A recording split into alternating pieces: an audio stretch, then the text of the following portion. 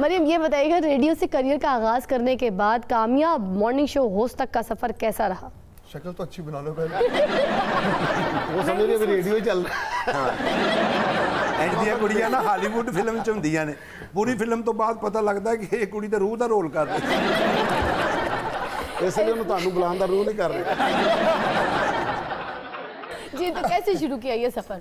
फिजा morning show कभी भी destination नहीं था, बिजनेस एनालिस्ट बनना था, फाइनेंस सब्जेक्ट था, तो वही इंटरेस्ट था। English please. उसको भी तो बताना, उसको भी बताना। हाँ। बिजनेस का आप एनालिसिस करती थी, तो आपने मुझे माफ कर दें आप छोड़ के तो यहाँ पर क्यों मॉर्निंग शो में आके सुबह सुबह नाश्ता लगा लिया? मैं तो बिजनेस एंकर थी। उसके बाद बिजनेस समहाउ सेल नहीं होता था, वाज नॉट सेलेबल। जब हमने इलेक्ट्रॉनिक मीडिया पे, न्यूज़ मीडिया पे देखा कि business programmes are not selling, और उसके बाद फिर मैंने मॉर्निंग शो करना शुरू किया। बट लेट्स से कि कंटेंट बेस्ड, नो शादियां nothing like that. Thank God. नहीं तो कंटेंट में आजकल तो शादी भी शामिल होती है ना, किसी की शादी कराना सवाब हो जाता है, कभी किसी गरीब की मदद करना, कभी किसी का कपड़े बनवाना। हाँ, आप तो एक असल शादी में आए हैं।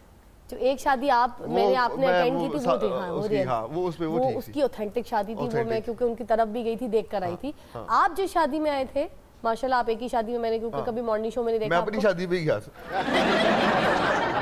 बेनाज बेचारी अभी तक नफले पढ़ के शुक्र अदा करती होगी कि आ गए। हाँ, मेनाज मस्ट बीन शॉक आज। सारे यही कहते हैं कि इतना बड़ा जिन कैसे संभाला हुआ है। यू नो, टेम किया भाई, टेम।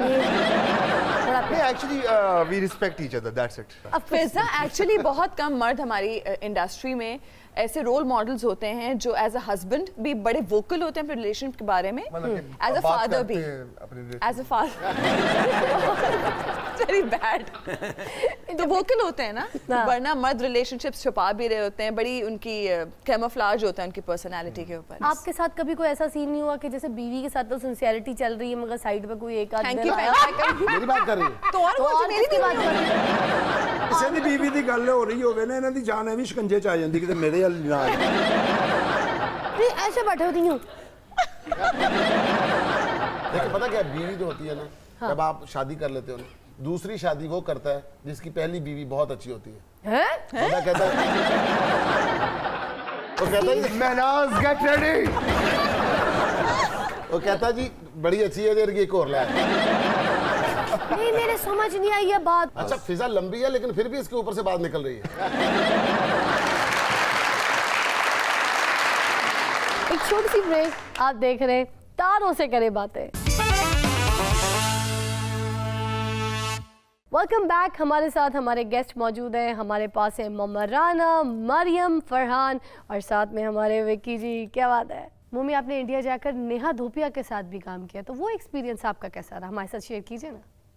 Ultimate, out of this world. Really? They are so professional and अगर आपको हल्का सा भी काम आता है, they say that you are one of the gods because they believe in gods. We believe in Allah. They say that you have become gods. That's how they idolize you. You see, they idolize you. Punctuality और professionalism, जारी बात है, पैसा जहाँ ज़्यादा होगा professionalism वहाँ पे ज़्यादा होगा। सुबह 8 या 9 बजे आप सेट पे होते हो, 3:30-4 बजे पैकअप की आवाज़ आई थी, गो एंड एंजॉय नाउ। सुबह वापस आ जाना 8 बजे। ये लेट आवर्स तक शूट चलना। नहीं, कुछ आर्टिस्ट तो ऐसे हैं वहाँ पर जिनको अगर आपने कॉल टाइम दे दिया ना 8 बजे का, तो फिर आप सबको 8 बजे आना ही पड़ना है, क्योंकि वो स्टार है, उसने आ ही जाना। जैसे अक्षय कुमार कॉमेडी नाइट कपिल कर रहे थे, तो कपिल शर्मा कॉल टाइम था सुबह 9 बजे का, तो कपिल शर्मा आया तकरीबन 1 बजे, तो वो जाके सेट पे बैठ गया, तो एकदम उसके अंदर से पंजाबी निकला। अक्षय हाँ जी, कहता आज तो बेटा तू लेट हो गया, अगली बारी जो मैं आवा ना तो तू मेरे तो 1 घंटा पहले आना। अच्छा, तो आप जब इंडिया गए तो आपने वहाँ पे कोई मैनेजर नहीं रखा? लोग जाके कोशिश करते हैं ना कि मैनेजर मिल जाए, मैं यहीं सेटल हो जाऊँ। नहीं, मैंने नहीं कभी, क्योंकि वो फिर घर बता देता आके ना। सारी मैनेजमेंट जो इसको रख लूंगा मैं, लेकिन मैं आपको बताऊं, आई वेंट देयर, मतलब जाहिर बात है अल्लाह की बात, on my own, they called me, तो I really feel happy about that. लेकिन मैं सबसे पहले एक चीज़ कहता हूँ, पाकिस्तान कम्स फर्स्ट, कि जो अब अल्लाह माफ़ करे जो हालात जो डेवलप हुए हुए हैं, जो उधर से हो रहा है, पब्लिक नहीं चाहती, इट्स जस्ट पता नहीं, आई डोंट नो, पॉलिटिकल ये चीज़ें चलती हैं। राहत अंदौरी इंडिया का शायरा कहता है कि सरहदों पे बड़ा तनाव है, पता करो चुनाव है। बस यहाँ पे बात खत्म हो जाती। Very well said, very well said, very well said. ਅੱਛਾ ਜੀ, ਉਹ ਜ਼ਾਹਿਰ ਹੈ ਕਿ ਪੰਕਚੁਅਲ ਸਨ। ਦੇਖੋ ਅੱਜ ਉਹਨਾਂ ਦੀ ਇੰਡਸਟਰੀ ਵੀ ਕਿਸੇ ਰੂਜ ਦੇ ਉੱਤੇ ਵੇ। ਸਾਡੀ ਇੰਡਸਟਰੀ ਦੇ ਬੁਰੇ ਹਾਲਾਤ ਉਹੀ ਐਸੀ ਵਜ੍ਹਾ ਕਰਕੇ ਨੇ ਕਿ ਸੁਬਾਹ 9 ਵਜੇ ਦਾ ਨੋਟਿਸ ਹੈ ਤੇ ਹੀਰੋ ਸਾਹਿਬ 4 ਵਜੇ ਆ ਰਹੇ ਨੇ, ਬਲਕਿ ਹੀਰੋ ਸਾਹਿਬ ਬਾਅਦ ਚ ਆ ਰਹੇ ਨੇ। ਪਹਿਲੇ ਇੱਕ ਟਰੇ ਆਈ ਹੈ, ਜਿਵੇਂ ਵਰੀਆਂ ਨਹੀਂ ਆਉਂਦੀਆਂ, ਉਹਦੇ ਕੱਪੜੇ ਆਏ ਨੇ। ਦੂਜੀ ਟਰੇ 'ਚ ਉਹਦੇ ਬੂਟ ਆਏ ਨੇ। ਤੀਜੀ ਟਰੇ 'ਚ ਉਹਦੀ ਵਿਗ ਆਈ ਹੈ। ਚੌਥੀ ਟਰੇ 'ਚ ਉਹਦੇ ਦੰਦ ਆਏ ਨੇ। ਛੇਵੀਂ ਟਰੇ 'ਚ ਉਹਦੀਆਂ ਬਾਹਾਂ ਆਈਆਂ ਨੇ। ये हीरो वो आ फिर रहे उठे- हैं या चाचा जी आ रहे हैं? ਫਲੋਰ ਖੋਲ ਕੇ ਸਭ ਤੋਂ ਪਹਿਲੇ ਹੀਰੋ ਦੀ ਕਸਾਈ ਹੁੰਦੀ ਸੀ। हीरो उस वक्त आता है जब वो डायरेक्टर कह देता कि चलो यार शूटिंग कल करांगे। ਆ ਤੇ ਉਹਨਾਂ ਦੀ ਗੱਲ ਕਰ ਰਹੇ ਨਾ ਸਾਡੀਆਂ ਫਿਲਮਾਂ, ਅਗਰ ਸ਼ੂਟਿੰਗ ਤੋਂ ਬਾਅਦ ਹੀਰੋਇਨ ਨੂੰ ਆਪਣਾ ਪ੍ਰੋਡਿਊਸਰ ਡ੍ਰੌਪ ਕਰਨ ਚਲੇ ਜੇ ਕਿੱਥੇ ਕਾਰ, ਤੇ ਬਸ ਫਿਰ 4-5 ਦਿਨ ਉਹ ਵੀ ਨਹੀਂ ਹੁੰਦੇ। और ऊपर से यहाँ पे असला ऐसा इस्तेमाल होता है कि हीरो वहाँ गोली मार रहा होता है और बंदा पीछे मर रहा होता है। क्या बात। आपने फिर आजादी देखी नहीं अभी तक? जी मैंने आज़ादी देखी है और आज़ादी में तो आपको आज़ादी से काम करने का मौका मिला है ना, इसलिए आपने आज़ादी को एंजॉय किया है। बिल्कुल सही कह रहे हो आप, बिकॉज मुझे वो स्क्रिप्ट भी बहुत पसंद था और मेरा रोल भी मुझे बहुत पसंद था। और बाकी जो भी हम करते हैं, अब लोग कई दफ़ा आके पूछते हैं कि जी आप ये वाली फिल्में क्यों करते हैं, बोली यहाँ चलिए बंदा वहाँ मर गया। तो हमारे साथ बहुत ज़्यादा टेक्नीशियंस होते हैं जिनका रिस्क लगा होता है, जिनके घर चल रहे होते हैं हमारी वजह से। शायद अल्लाह ताला ने हमें वसीला बनाया होगा। So that's why I do those films, और मैं उनको ना कभी भी नहीं और करता। मोमी, अगर आपने वो ना किया होता तो इंडस्ट्री आज रेवोल्यूशन की तरफ ना यहाँ आती। नहीं आनी थी। तो Yes, of छोड़ा course. तो नहीं जा आप सकता। नहीं छोड़ सकते, you can't. True. And I love films and I can do anything for films. Yeah. Mariam, आप गुज़श्ता कई बरसों से होस्टिंग कर रही हैं, मगर उसके बावजूद आपके पास ऐसा क्या फार्मूला है कि आप कभी किसी कंट्रोवर्सी या फिर स्कैंडल का हिस्सा ही नहीं बनी? क्योंकि मैं अपनी फ्रेटर्निटी में सोशलाइज करती ही नहीं हूँ, तो एक तो ये बात है, शायद ये बात हो सकती है।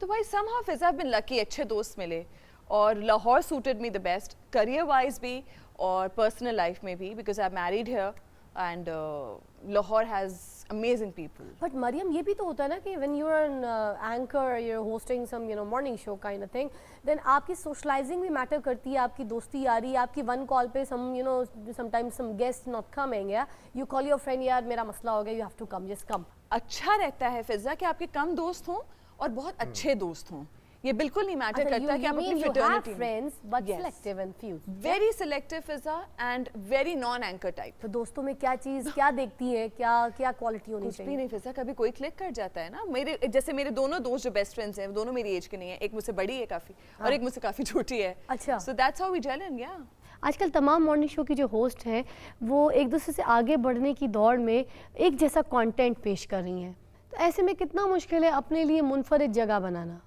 फिज़ा, मैंने 2 बहुत अच्छे एम्प्लॉयर्स के साथ काम किया जिन्होंने कहा कि रेटिंग्स आपने नहीं देखनी, आपने कंटेंट पे कॉम्प्रोमाइज़ नहीं करना।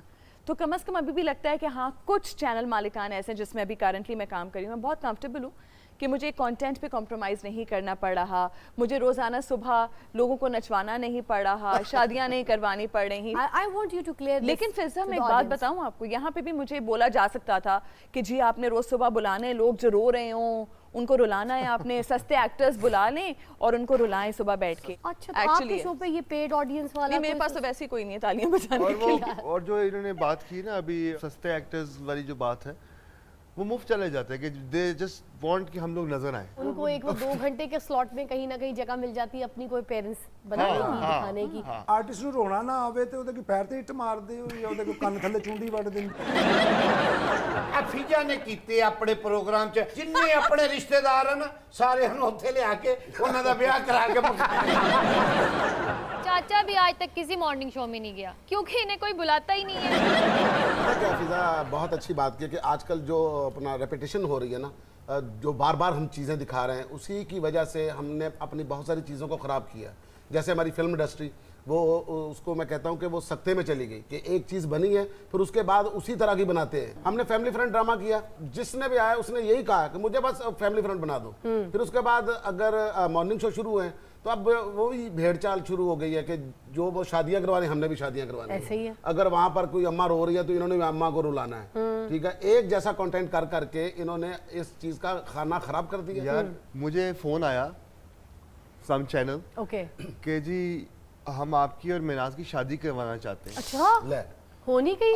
मैं क्या, क्यों पहले गलत हो इसे? ये जो अब हम लोग कहते हैं ना जी रिवाइवल ऑफ सिनेमा, ये जो फिल्में बन रही हैं ये 2002 में आ गई थी ये दिल आपका हुआ। उस वक्त पाकिस्तान इंडस्ट्री चेंज हो चुकी थी जी। वो पहली महंगी फिल्म थी, वो अच्छी DTS वो फिल्म अच्छी थी। उस वक्त इन्होंने उसकी तरफ नहीं देखा। सही। उस वक्त भी उन्होंने किसी को बचाने के लिए, कुछ करने के लिए बेड़ा गर्क करके रख दिया इंडस्ट्री। हमारे मुल्क के अंदर ये वाह